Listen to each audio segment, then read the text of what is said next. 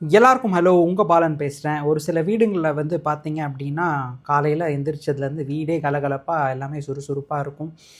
காலையில் எல்லாருமே பரபரப்பாக ஆஃபீஸ் கிளம்புறது, டைமுக்கு கரெக்டாக சாப்பாடு ரெடி ஆகுறது, காலையில் எழுந்தோடனையும் நீட்டாக குளிச்சுட்டு, அப்புறம் ஆஃபீஸ்லேருந்து வந்ததுக்கப்புறம் டீ காஃபியிலேருந்து நைட்டு பெட்டுக்கு போகிற வரைக்கும் எல்லாமே பார்த்திங்க அப்படின்னா ரொம்ப சீராக இயங்கும்.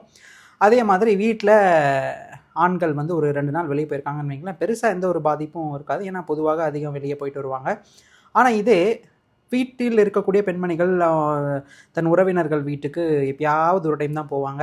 இல்லை அந்த போகக்கூடிய அந்த ஒரு 2 நாளோ, இல்லை வீட்டில் இருக்கக்கூடிய தாய்மார்கள் அவங்களுடைய அம்மா வீட்டுக்கோ, இல்லை அந்த மாதிரி அவங்களுக்குன்னு ஒரு ரிலாக்ஸேஷன் டைமுக்குன்னு ஒரு 2 டேஸ் எங்கேயாவது வெளியே போயிட்டு வராங்கன்னு வைங்களேன், அந்த வீட்டில் வந்து பார்த்திங்க அப்படின்னா பெருசாக எதுவுமே நடக்காது. எல்லாமே ஒரு ஸ்டாண்ட் ஸ்டிலுக்கு வந்து நிற்கும் இல்லைங்களா? ஏன் இதை வந்து நான் இப்போ சொல்கிறேன் அப்படின்னா, வீட்டில் இருப்பதிலே மிகவும் முக்கியமான உறுப்பினர்கள் யார் அப்படின்னா, அது என்றைக்குமே பெண்கள் தான். அது மட்டும் அல்லாமல் வாஸ்துவில் பெரும்பாலான முக்கியத்துவம்ங்கிறது வந்து பார்த்திங்க அப்படின்னா பெண்மணிகளுக்கு தான் வந்து கொடுக்கப்பட்டிருக்கு. ஏன்னா பெண் அப்படிங்கிறவங்க தான் மண். அந்த மண் இல்லை அப்படிங்கன்னா வாஸ்துங்கிற ஒரு விஷயமே நமக்கு இன்றைக்கி கிடையாது. நான் இதை ஏன் சொல்கிறேன் அப்படின்னா, இன்றைக்கி பெண்கள் மனதளவிலும் சோர்ந்து உடல் அளவிலும் சோர்ந்து இருக்கக்கூடிய ஒரு சில வாஸ்து அமைப்புகளை வந்து நம்மளால் பார்க்க முடியுது. அதற்கும் வீட்டிற்கும் சம்மந்தம் உண்டா அப்படிங்கிறத இந்த வீடியோவில் நம்ம தெளிவாக பார்க்க போகிறோம். அதுக்கு முன்னாடி நான் உங்களுக்கு இன்னொரு சின்ன ஒரு ஆடட் இன்ஃபர்மேஷன் என்ன தந்துக்க விரும்புகிறேன் அப்படின்னா, ஒரு வீடு எப்பொழுதுமே பெண் பெயரில் இருந்ததுன்னு வைங்களேன், அது தலைமுறையாக அடுத்தவர்களுக்கு பார்த்திங்கன்னா ட்ரான்ஸ்ஃபர் ஆகிட்டே போயிட்டுருக்கும். ஆனால் ஆண்கள் பெயரில் இருக்கும் பட்சத்தில் அந்த வீடு வந்து பார்த்திங்க அப்படின்னா ஒரு 2-3 தலைமுறைகளுக்கு மேலே என்ன ஆகும் அப்படின்னா, அது ஒரு பொது காம்ப்ளெக்ஸாக மாறுறதோ, இல்லை ஒரு ஹோட்டலாக மாறுறதோ, ஏதாவது ஒரு பிஸ்னஸ் பர்பஸ்க்கு வீடாக இருக்கக்கூடிய அமைப்பில் இல்லாமல் வேறு ஏதாவது ஒரு பர்பஸ்க்கு மாறக்கூடிய அமைப்புகள், கைவிட்டு போகக்கூடிய அமைப்புகள்ங்கிறது வந்து வந்துடுது. அவ்வளவு முக்கியத்துவம் பெண்மணிகளுக்கு வாஸ்துவில் உள்ளது.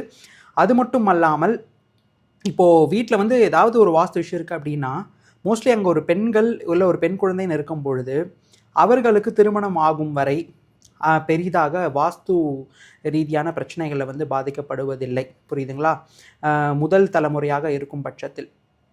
அது மட்டும் அல்லாமல் ஏதேனும் வாஸ்து குறைகள் இருந்தால் முதலில் அதை தாங்கி பிடிப்பது அது வந்து ஒரு யார் அஃபெக்ட் பண்ணும் அப்படின்னா பிரதானமாக பெண்களை தான் வந்து அஃபெக்ட் பண்ணுறதையும் நம்மளால் பார்க்க முடியுது. இதில் ஒரு விஷயமும் என்ன அப்படின்னா, வாஸ்து குறைகள் ஆண்கள் சார்ந்த பகுதிகளில் இருக்குமே ஆயின் மிக விரைவில் அதனுடைய தாக்கம் வந்து நீங்கள் உணர்வீங்க. அதே பெண் பாகத்தில் இருக்கும்போது அது வந்து எடுத்தோன்னையும் தாக்காமல், நான் சொன்ன மாதிரி திருமணம் ஆகும் அந்த ஒரு வயதிலும் சரி, ஒரு லேட்டர் ஸ்டேஜில் தான் அந்த தாக்குதலுங்கிறது வந்து ஏற்படுது. இவ்வளவு சிறப்பு வாய்ந்த அம்சம் யாருக்கு இருக்குது அப்படின்னா அது பெண்களுக்கு தான். சரி, இன்றைக்கி நம்ம எடுத்துக்கொண்ட தலைப்பு என்ன அப்படின்னா, தென்கிழக்கு பிரச்சனையும் அதே மாதிரி வடமேற்கு பிரச்சனையும், இது இரண்டுமே பெண்களுக்கான பாகமாக வாஸ்துவில் வந்து நம்ம எடுத்துக்கிறோம். இந்த 2 பகுதியுமே வீட்டில் பெண்கள் மகிழ்ச்சியாக உள்ளார்களா இல்லையா, அந்த வீடு வந்து அடுத்த தலைமுறையை வந்து நல்ல தாங்கி பிடிக்கக்கூடிய அந்த அமைப்பில் இருக்கின்றதா, வீடு கலகலவென்று இருக்கின்றதா, இல்லை அது ஒரு வெறும் கலகலப்பு ஒரு உயிர்த்தன்மை இல்லாமல் வெறும் கட்டிடமாக வீடு இருக்குதா அப்படிங்கிறத தீர்மானிக்கிறது இந்த 2 பகுதிகள் தான். ஏனென்றால் தென்கிழக்கை ஆளும் சுக்கிரன், அதே மாதிரி வடமேற்கை ஆளும் சந்திரன், வடமேற்கை ஆளும் காற்று பஞ்சபூதம், அதே மாதிரி தென்கிழக்கை ஆளும் அக்னி பஞ்சபூதம். இது ரெண்டுமே லைஃப்பில் ரொம்ப ரொம்ப ரொம்ப இம்பார்ட்டண்ட். ஏன் இதை சொல்கிறேன் அப்படின்னா, ஒரு சில வீடுகளில் என்ன பார்க்க முடியுது அப்படின்னா, நம்ம போய் ஏதாவது ஒன்று சொன்னோன்னா கூட ரொம்ப எனக்கு கை கால்லாம் வலிக்குது, உடம்பே வலிக்குது, என்ன பண்ணுதுன்னே தெரியல, எல்லாமே நல்லா தான் பண்ணுறேன், ஆனால் இப்படி இருக்குது. இப்போ தான் ஒரு வெக்கேஷன் போயிட்டு வந்திருப்பாங்க. அந்த வெக்கேஷன் போனதே ரிலாக்ஸ் பண்ண தான் போயிருப்பாங்க. ஆனால் வெக்கேஷன் போயிட்டு வந்ததுக்கு நான் ரெஸ்ட் எடுக்கணும், எனக்கு அதுக்கே ஒரு 2 டேஸ் ஆகும் ரெக்கவர் ஆக, ஏன்னா வெக்கேஷன் போனது ட்ராவல் டயர்டாக இருக்குது அப்படின்னு சொல்லுவாங்க. இப்போ தான் ஒரு உறவினர்கள் வீட்டுக்கோ இல்லை தன் தாயார் வீட்டுக்கோ வந்து ஒரு இதுக்கு போயிட்டு வந்திருப்பாங்க. போயிட்டு வந்து கொஞ்ச நாள்லே, இல்லை எனக்கு இங்கே இருக்க முடியல, நான் திருப்பியும் அங்கே போயிடுறேனே, ஏன்னா எனக்கு அங்கே சப்போர்ட் அதிகமாக இருக்குது, எனக்கு இங்கே சப்போர்ட்டே இல்லை அப்படின்னு சொல்லி அடிக்கடி தாயின் வீட்டை நாடும் ஒரு சில பெண்மணிகளும் இருக்கின்றார்கள்.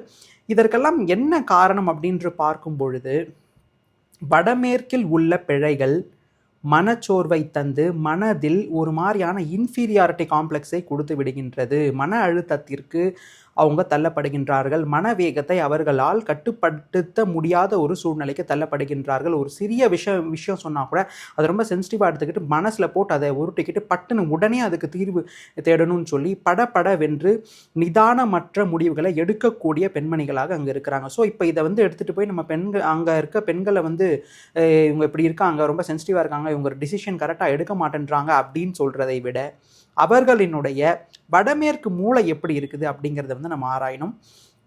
இதற்கு அடுத்து என்ன அப்படின்னா, சரி மனதளவில் சோர்வு அடைந்தாலும் கூட ஓரளவுக்கு ஃபிசிக்கலாவாச்சும் நம்ம அவங்கள பார்த்துக்கிற அளவுக்கு ஓரளவுக்கு குடும்பத்தை வந்து நடத்துவதற்கான அந்த உடல் ஆரோக்கியம்ங்கிறது ரொம்ப அவசியம் இல்லையா?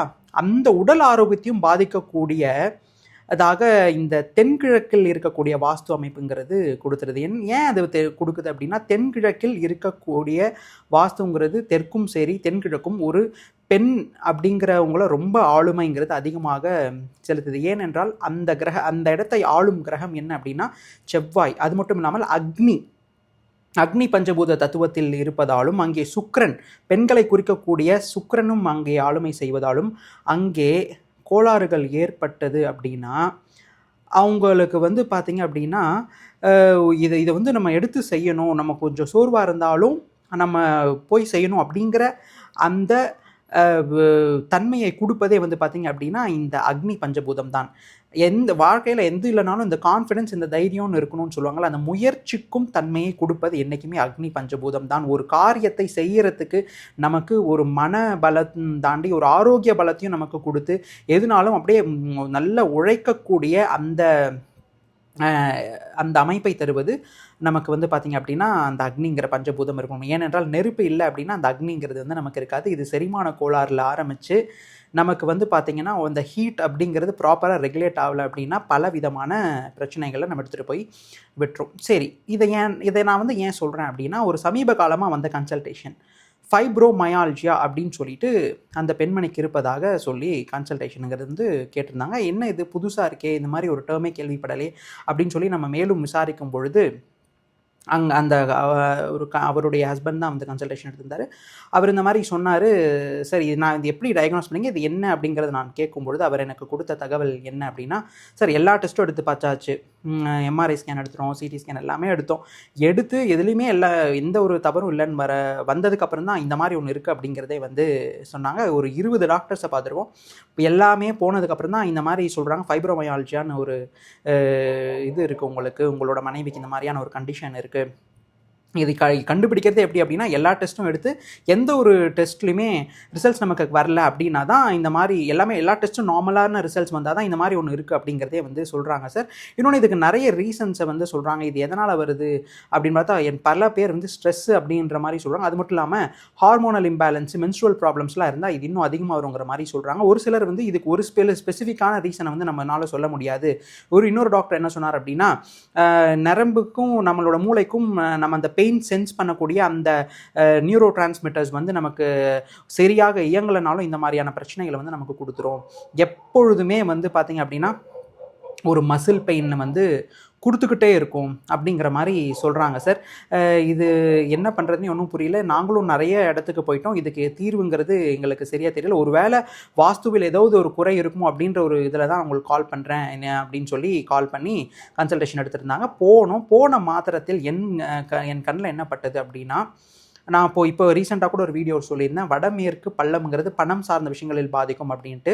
அதே மாதிரி வடமேற்கில் காம்பவுண்டுக்கு வெளியே ஒரு பெரிய கிணறு இருப்பதையும், அதே மாதிரி தென்கிழக்கில் நிலத்தடி நீர் தொட்டி வாட்டர் சம்புங்கிறத வந்து அமைச்சிருந்தாங்க. நான் சொல்லுவது போல தென்கிழக்கு என்பது அக்னி பகுதி. அங்கே நீர் போன்ற அமைப்புகளை எடுத்துகிட்டு வந்து நம்ம அங்கே வச்சுட்டோம் அப்படின்னா, ஒரு பவர்ஃபுல்லாக இருக்கக்கூடிய டிரான்ஸ்ஃபார்மரில் நம்ம தண்ணி ஊற்றினா என்ன ஆகும்னா பட்டுன்னு பிளாஸ்டாக அப்படியே நிற்கும் இல்லைங்களா, ஷார்ட் சர்க்கியூட்டாக நின்றுடும். அந்த மாதிரி தான் ஒரு பெண்களை மட்டுமல்லாமல் அந்த வீட்டில் அக்னிங்கிற ஒரு விஷயம் சீராக இயங்காமல் அந்த வீட்டில் இருப்பவர்கள் எல்லோருக்கும் உடல் சார்ந்த சோர்வுகளை கொடுத்து விட்டு ரெட் பிளட் செல்ஸுடைய கவுண்ட் கம்மியாக இருப்பது, தசை மசில் வேஸ்டிங் ஆவது, தசையில் வந்து ஒரு சக்தி இல்லாமல் உணர்வது, எதை செய்வது என்றாலும் அங்கே வந்து ஒரு உடம்பு ஒத்துழைக்காமல் இருக்கும். அங்கே வந்து நம்ம நினச்சிப்போம், சரி என்ன இது இது எப்போ பாரு உடம்பு சரியில்லைன்னு நமக்கு சொல்லிகிட்டே இருக்காங்க, அது இதுன்னு சொல்கிறாங்க, இப்போ தான் போயிட்டு வந்தாங்க, வெக்கேஷன் போயிட்டு வந்து ஒரு 2 நாள் ரெஸ்ட் எடுக்கணுங்கிறாங்க, என்ன தான் இது அப்படின்னு நீங்கள் எல்லாம் ஈஸியாக ஜட்ஜ் பண்ணலாம். பட் உண்மையாலே தென்கிழக்கும் சரி வடமேற்கும் பாதிக்கப்பட்டிருந்தால் அந்த வீட்டில் பெண்கள் பெரிதும் பாதிக்கப்படுகின்றார்கள் என்பதில் ஒரு கொஞ்சம் கூட டவுட்டுங்கிறதே வேண்டாம். அந்த நிலத்தடி நீர் தொட்டின்றது மட்டும் அல்லாமல் நிறைய வீடுகளில் நாம் செய்த சிறு சிறு விஷயங்கள், இப்போ இந்த தென்கிழக்கில் முக்கியமாக ஒரு குறைந்தது 100 டு ஒரு 120 டேப்பை மட்டுமே கட் பண்ணி வாஸ்து கன்சல்டேஷன்ஸில் நிறைய எடுத்திருக்கிறது உண்டு. ஏன் அப்படின்னா அங்கே வந்து நீர் தேக்கம்ங்கிறது சிறிதளவும் இருக்கக்கூடாது. அது இன்னும் நிறைய உடல் சார்ந்த விஷயங்களில் ஒரு சின்ன ஒரு டேப் எவ்வளோ மாதிரியான விஷயங்களை நமக்கு தரும் அப்படிங்கிறத நம்ம ஃபியூச்சர் கன்சல்டேஷன்ஸில் பார்க்கலாம். பட் இந்த நிலத்தடி நீர் தொட்டி அங்கே நெருப்பு வரக்கூடிய அந்த பகுதியில் இருந்த அந்த ஒரே காரணத்தினால் அவர்களுக்கு இப்படி இது எதனால் வந்ததுன்னு சொல்ல முடியாத ஒரு டேர்ம் சொன்னாங்க, அந்த ஃபைப்ரோமயால்ஜியான்னு சொல்லிட்டு. அந்த மாதிரியான ஒரு விஷயம் இருப்பதுங்கிறத வந்து அவங்க ஷேர் பண்ணாங்க. ஏன் இது வந்து திடீர்னு அவங்க கன்சல்டேஷன் எடுத்திருந்தாங்க அப்படின்னா, எல்லாமே சீராக போய் கொண்டு இருக்கின்றது. இந்த பெண்மணி வந்து பார்த்திங்க அப்படின்னா காலேஜில் ஒரு பெரிய இடத்துல ஒரு லெக்சரராக தான் இருக்காங்க. ஒரு 3 மந்த்ஸாக மெடிக்கல் லீவே வந்து எடுக்கிற அளவுக்கு போய் வேலையே செய்ய முடியாத அளவுக்கு போன அந்த ஒரு காரணத்தினால்தான் என்னதான் இது அப்படிங்கிறத வந்து எடுத்திருந்தாங்க. அது மட்டும் அல்லாமல் ஒரு சின்ன விஷயமாக இருந்தாலும் ஒரு இந்த மாதிரி மசில் பெயின் இந்த மாதிரியான விஷயங்களாக இருந்தாலும், இன்னொரு விஷயம் என்ன சொல்லப்பட்டது அப்படின்னா, எப்பொழுதும் நிறைய பயப்படுறாங்க, எப்பொழுதும் ஏதாவது திங்க் பண்ணிகிட்டே இருக்காங்க, எப்பொழுதுமே ஒரு மாதிரி ஸ்ட்ரெஸ்ஃபுல்லாக இருக்குதுன்னே சொல்லிட்டு இருக்காங்க அப்படிங்கிறத வந்து சொல்கிறாங்க. அதுக்கு மட்டும் இல்லாமல் இந்த ஃபைப்ரோமயாலஜியானா என்ன அப்படின்னு நாமளும் அதை வந்து சர்ச் பண்ணி பார்க்கும்பொழுது என்ன தெரிய வருது அப்படின்னா, நிறைய ஸ்ட்ரெஸ் லெவல்ஸ் இருந்தால் வருங்கிற மாதிரி ஒரு சிலர் சொல்லியிருக்காங்க. அது மட்டும் இல்லாமல் அவங்க சொன்னது போல் இந்த ஹார்மோனல் இஷ்யூஸ் இருக்கிறவங்க ஒழுங்காக தூக்கமின்மை கூட இதற்கு வந்து காரணமாக அமையுது அப்படிங்கிறது வந்து சொல்கிறாங்க.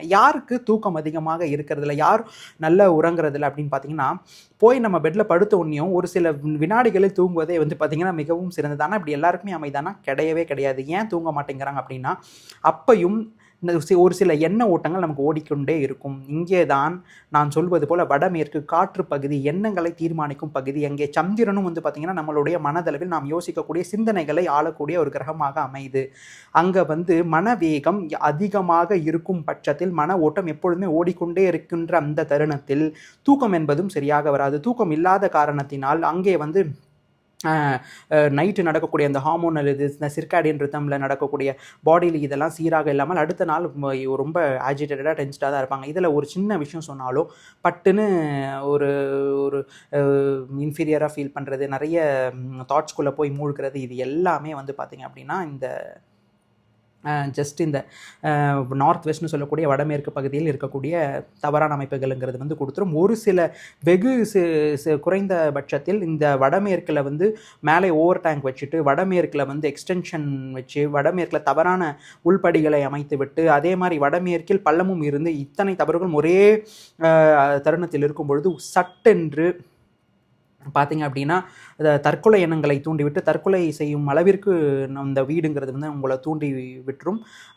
இது நிறைய தற்கொலைகள் நடந்த வீட்டில் நான் கண்ட ஒரு உண்மை. அது மட்டும் அல்லாமல் இந்த தென்கிழக்கில் இவர்கள் சொன்ன அந்த வாட்டர் சம்பை வந்து நம்ம எப்படியாவது மூடிடுங்க அப்படிங்கிறத தான் சொன்னோம்.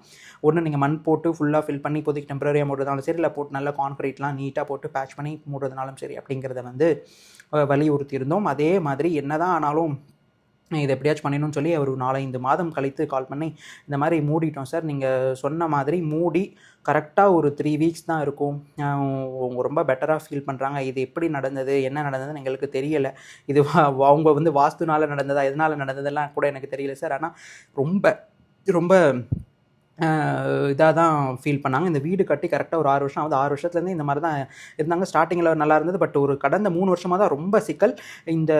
ஆனால் இது சேஞ்ச் பண்ணி ஜஸ்ட் ஒரு 3 வீக்ஸில் நல்ல ஒரு ஹெல்த்தில் இம்ப்ரூவ்மெண்ட் தெரியுது அப்படிங்கிற மாதிரி அவர் ரொம்ப சந்தோஷமாக அவர் ஃபோன் பண்ணி சொன்னார்.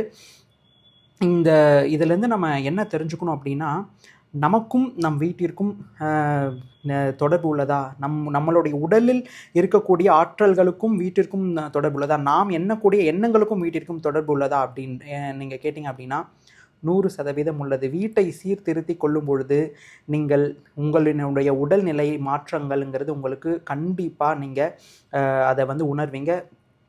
அது மட்டும் அல்லாமல் கரெக்டாக அதை நீங்கள் சீர்திருத்தி கொண்டது பிறகு உங்களுக்கு சரியான மருத்துவ ஆலோசனைகள் கிடைத்து அந்த சரியான மருத்துவர்களை நீங்கள் நாடக்கூடிய அந்த வாய்ப்புகளை கொடுப்பதும் இந்த வாஸ்து திருத்தங்கள் தான். புரியுதுங்களா? அதே மாதிரி இன்னொரு விஷயமும் நான் இதில் சொல்லிக்க விரும்புகிறேன்.